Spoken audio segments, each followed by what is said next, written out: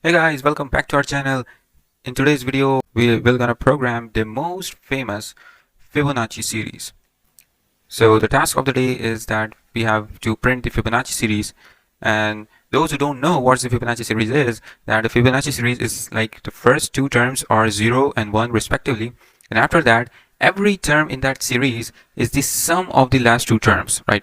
So starting if we have 0, 1, then the third one will be the 0 plus 1, that is 1. And then 1 plus 2, that is 3. Then 2 plus 3, 5. Then 3 plus 5, 8. So and so on. So as this series, this series is become in this way. Now we have to code and we have to print this kind of series. We have to make this kind of series in our Python program. Like if we just enter the number 10, for example, and we have expected output here is like this: 0, 1, 1, 2, 3, 4. So let's see if we're gonna make this. So if you're new to the channel, please subscribe to our channel and share with your friends. So let's get started. So the very first thing that I want to do is to take input from the user. So I'm letting the user to enter the number of terms first. Now the second thing is that as you see that in a Fibonacci series we have the first two terms are 0 and 1 respectively. So for this, what I'm going to do, I'm going to just assign 0 to a variable A and 1 to variable B. I've initialized these two, and now I'm going to print A, B, and like this. So first I'm going to print A, B, and N. Now what going to happen next? We have to just make the series by adding these two, right? 0 and 1. Then we'll get the third number. So for that, I'm just initializing a for loop. And for for loop, I'm starting this for loop with 3. Now why 3?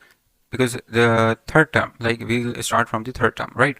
I'm just assigning the C variable and I'm adding both A and B in this C variable, right? So the answer would be 0, 1 and 0, 1, 1, right? The second thing I would do is I'm assigning B to variable A, right? So here B is 1, then after this addition, this A will become 1, right? So because I'm assigning the A to B, right? So here B is here, and now what I'm going to do is I'm going to assign B into C. And in the last, I'm going to print C and N.